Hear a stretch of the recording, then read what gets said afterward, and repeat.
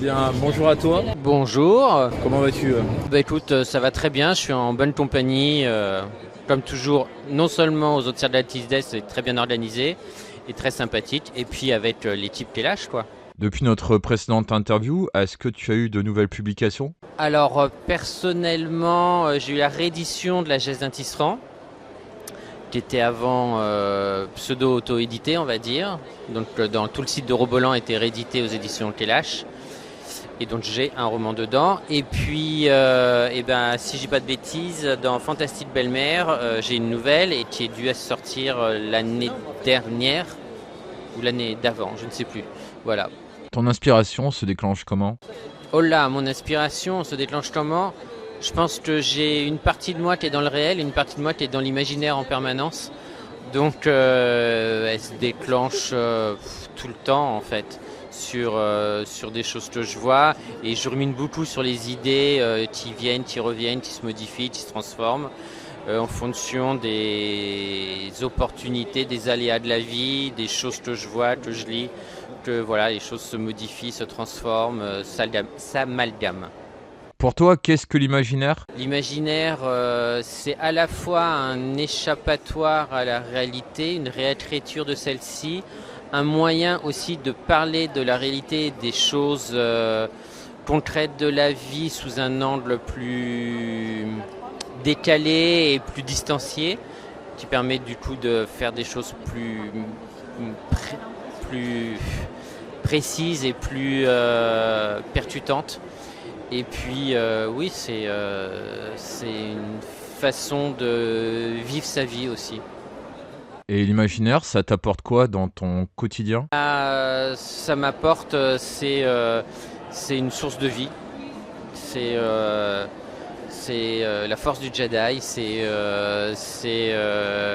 le rêve que les choses peuvent s'améliorer, que les choses peuvent aller mieux, que on peut espérer des belles choses, voir des bons côtés des choses, même s'il peut y avoir des choses sombres et dans l'imaginaire, mais voilà, une sorte d'espoir aussi et de force de vie. Ouais. Que penses-tu de l'IA dans l'écriture? Ça peut être un outil d'aide, éventuellement, sur des corrections, des choses comme ça, mais pour moi l'IA c'est de la recopie de quelque chose qui existe déjà. C'est du melting pot mécanique de quelque chose et finalement ça ne peut produire à mon avis que des redondances et voilà, et je pense que l'humain a une âme et à la base de la vie et de la vie qu'on peut retrouver dans l'écriture et l'IA c'est du coup pour moi c'est pas une solution.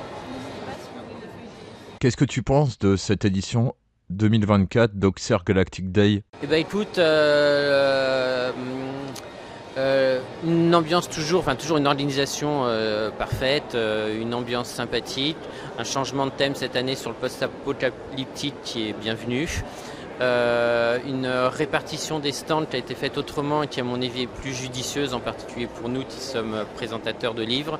Ça nous permet de nous mêler aux autres et à la foule des goodies, des guides, des illustrateurs, des artisans, et je trouve ça très bien. Et la journée hier était comme assez...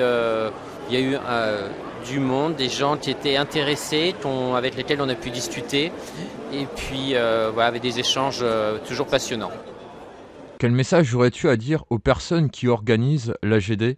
Eh ben, un grand merci à eux pour organiser les Auxerre depuis plusieurs années et tout ce qu'ils font, toutes les améliorations qu'ils apportent, tout le boulot qu'ils font et puis leur sympathie aussi. Voilà, donc franchement merci. Et quel message aurais-tu à dire à Bérangère? Ah ben alors je vais rester dans les merci parce que Bérangère est donc notre directrice de collection jeunesse et science-fiction anticipation. Et franchement, elle fait un boulot de dingue. Elle me soulage d'une partie du boulot de dingue aussi. Et franchement, ouais, non, super. Et puis, une belle personne. Est-ce que tu voudrais rajouter autre chose à l'interview? Non, bah merci à toi aussi de ces interviews intéressants et faits avec passion. Bah, merci à toi.